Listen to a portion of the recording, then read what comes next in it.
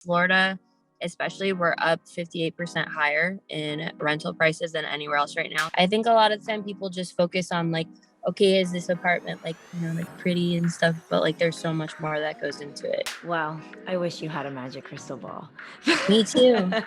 Hi, everybody. This is Jenna Kelly with Narcity USA, and this is part 3 of my Florida apartment series. I'm on the apartment search, and I'm joined by Felicia Nemens, who is a realtor in Florida, and she's going to be giving us the tips and tricks and mistakes that people make and things that we need to learn for searching for your apartment in Florida, which I know, Felicia, the market is super high. Yes, for sure.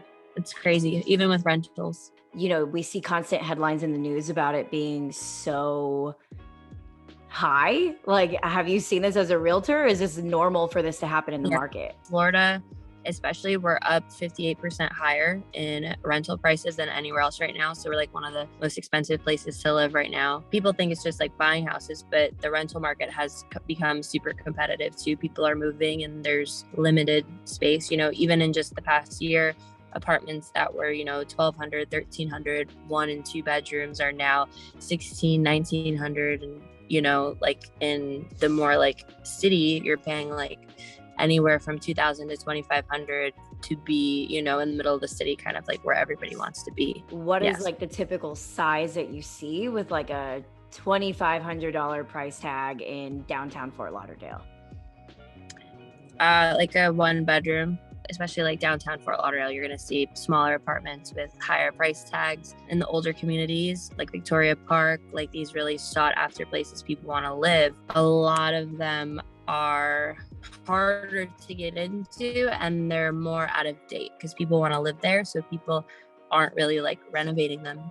Landlords don't have to do that right now. When it comes down to the top mistakes you see clients or just people in general making when searching for their first apartment, what are some things that you can spot that you can steer away from making those again? In a market like this that's super competitive, a lot of people, they're at work, so they don't have time to get on the phone and get in touch with these other realtors to set up appointments and go, but if you have a realtor working for you, they have the time and the availability to make sure that you're getting into these places and that when you're putting in your offers and you're negotiating that it's competitive, especially because people are getting tons and tons of offers even on their rentals, which is not the normal, because there's not much out there for people to get. People look on their own and they're looking at Zillow and Realtor.com, and nothing bad. These are all, great websites and everything, but they're not always as up to date with the MLS. So a lot of the properties aren't even available anymore, and they get frustrated because they're calling and then the place isn't even available. So I think the biggest thing is just like working with a realtor, that you trust to help you find, what you're looking for. I know a lot of my friends, at least, and like for my experience, like what I at first wasn't going to get a realtor because I thought that I had to pay an extra fee now on top of rental to pay a realtor.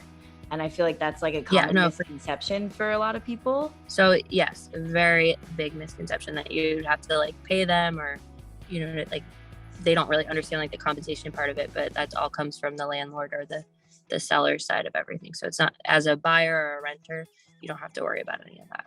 But you're getting all like the knowledge and expertise from that realtor, to like help you in the process. A realtor can point out things in rentals. Sometimes there's like quick fixes to things that landlords just like to do, and that can become frustrating. If they want to be near the city, do you recommend them kind of moving on the outskirts of the city because it's just been so expensive moving like in the heart of the town? Depending on your situation, rental communities are a little bit easier with like as far as like if your credit's not that great, they kind of like work with you as opposed to, like landlords. But you're paying for all the amenities and you're really paying the same amount. It's just like on the back end plus more because you're getting the gym and you're getting like all this, as a whole. So, but yeah, I would say if you can be 15, 20 minutes out of the city, that's better. You can get a little bit more room on your price.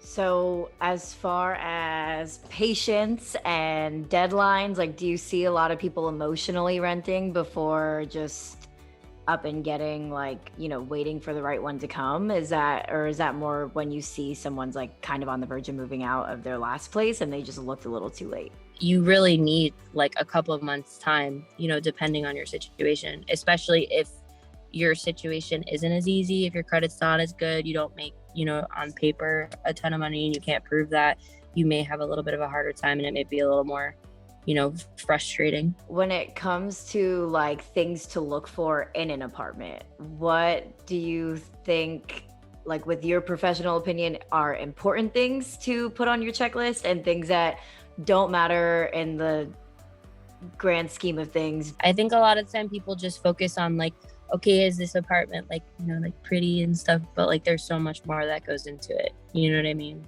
Yeah. Like as far as like, your budget and your lifestyle, it all has to like fit those things, to help you like move forward. Speaking of that, how many apartments on average do you show somebody before they land an apartment? Because I'm obviously in this situation right now, and we've seen a couple, we've reached out to a few. And so I guess on average, like for your experience, like what you've been seeing, at least recently? I would say like in the past it varied. Like I've shown one and it was like, okay, this is the one, I love it. But lately I would say it's more like from 10 to 20. Do you have any like maybe predictions that it might lower, and like any optimism that we can see going forward? Or do you think it's just kind of stayed put where it's at and there's no room for wiggling right now? My broker is suspecting a serious market shift, and I have seen things sit a little bit longer, and I have seen things kind of that people have come down on price. It really, it's like anything, like I don't have a magic crystal ball, but I think it's reached its peak and we're going to see a serious shift. Do I think it's going to like drop drastically by any means? No, I think it'll kind of like coast for a while, but I definitely think there will be more room for negotiation in the next year or so. Wow, I wish you had a magic crystal ball. Me too. Because then maybe we'll go see a listing today. It'll be the one that I get. But thank you so much. I appreciate your time. And I mean, do you have anything else that you would like to add that I might have missed in the questions?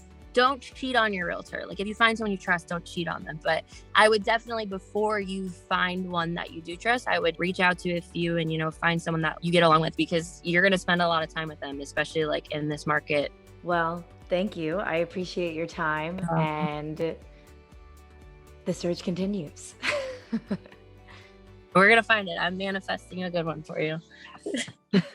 Thanks for watching. If you enjoyed this video, please like and subscribe to our Narcity channel to see more content just like this.